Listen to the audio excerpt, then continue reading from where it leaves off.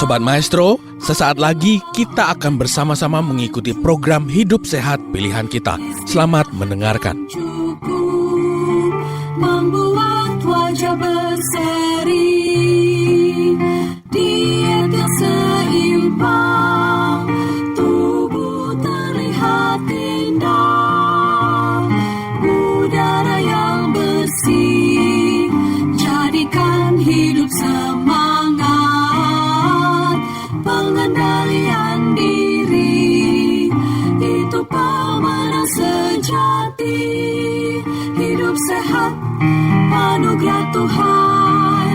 Hidup sehat, sangat berharga.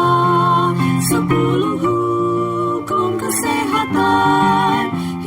Oke, ini pertanyaan yang menarik dari Sobat Maestro ya dokter, udah ada masuk juga. Ini dikatakan seperti ini, dokter izin bertanya tentang anak saya usianya 3 tahun, tapi anak saya ini susah banget makan. Kadang dia cuma mau makan yang manis-manis saja. Saya khawatir gizinya kurang. Kira-kira menu sehat seperti apa ya dok yang bisa saya kasih ke anak saya supaya dia tetap suka makan dan gizinya terpenuhi. Mohon tipsnya dok supaya anak nggak rewel waktu makan. Jadi kayaknya udah kita bahas juga ya. Tadi sudah sempat dibahas juga ya tentang feeding rules. Yang pertama itu ya yang paling penting.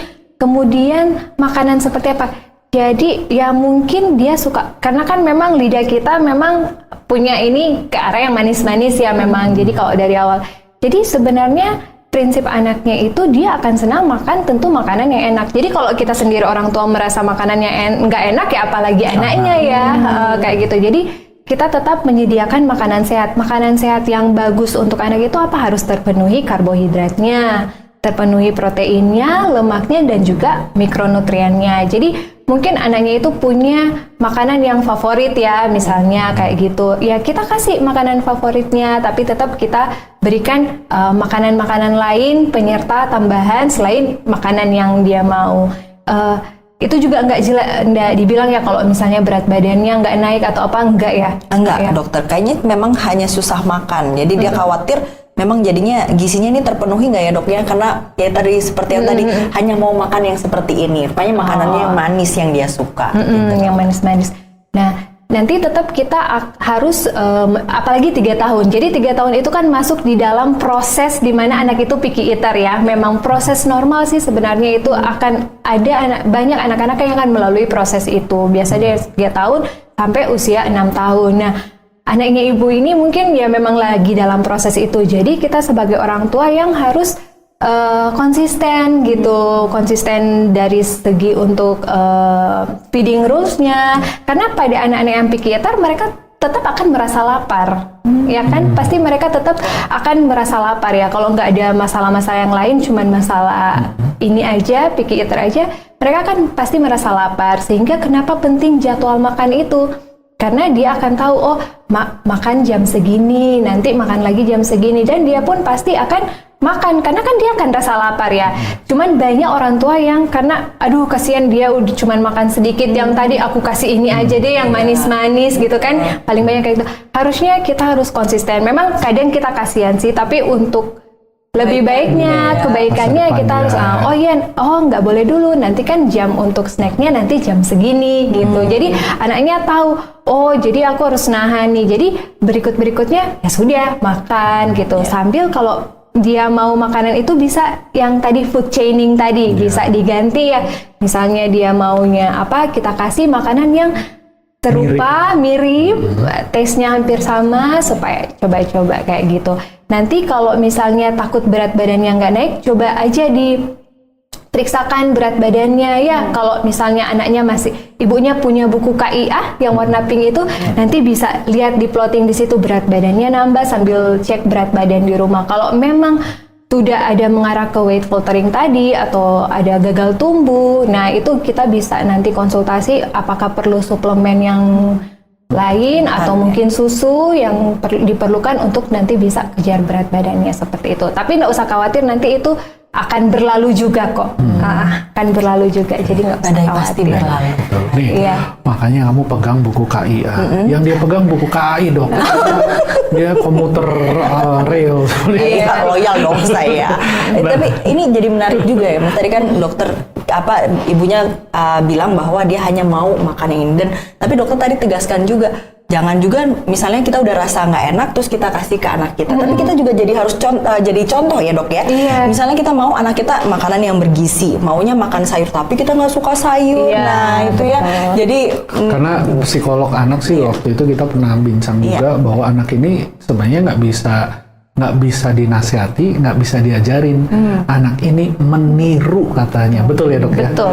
Jadi kalau kita makan rendang, makan sayur rebus, ya nggak fair ya dok ya? Iya, nggak fair. Tapi tadi menarik dok, karena dokter Joel tadi sampaikan bahwa anak itu akan lapar. Saya pernah mendengar beberapa orang tua waktu anak dikasih makan susah, akhirnya yang saya dengar komentarnya begitu, udah biarin aja, ntar juga dia lapar. Nah kalau dia lapar baru kita kasih makan. Tapi kan nunggu makan berarti nggak ada jamnya ya dok ya? Itu gimana dok? Itu kan kalau misalnya dia pasti akan lapar nyari sendiri. Itu kan nanti di antara jam makannya sama jam makan berikutnya kan itu ada jam untuk snack, selingan. Nanti kita bisa kasih di situ juga untuk makanannya. Tapi kalau misalnya ya, ini kalau misalnya anak yang normal baik-baik aja nggak ada kelainan. Tapi kalau misalnya ada juga kasus yang memang anaknya yang nggak lapar juga, jadi nggak akan makan juga kalau nggak dikasih. Nah itu mungkin yang harus kita bantu dengan yang suplemen sama susu-susu itu, karena takutnya dia gizinya nanti malnutrisi ya, seperti itu. Kenapa dok? Dia nggak rasa lapar, ada kelainan atau ada faktor psikologis sampai dia nggak merasa lapar gitu dok? Ada yang dibilang namanya infantile anoreksia. Jadi itu memang nggak ada appetite sama sekali buat makan. Itu ada masalah ini juga sih, psikis juga.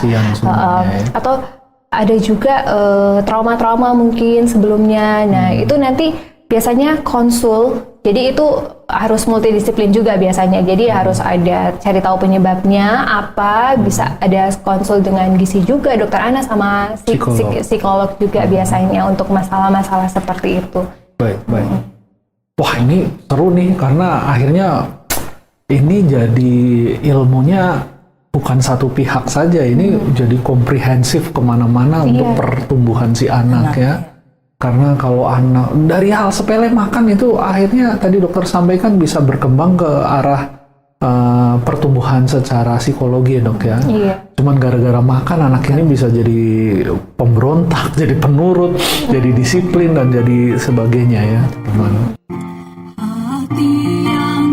Sobat Maestro, Anda baru saja mendengarkan program Hidup Sehat Pilihan Kita. Terima kasih atas kebersamaan Anda. Istirahat yang cukup membuat wajah berseri, diet yang seimbang, tubuh terlihat indah, udara yang bersih, jadikan hidup semangat, pengendalian diri, itu pemenang sejati. Hidup sehat, anugerah Tuhan. Hidup sehat, sangat berharga. 10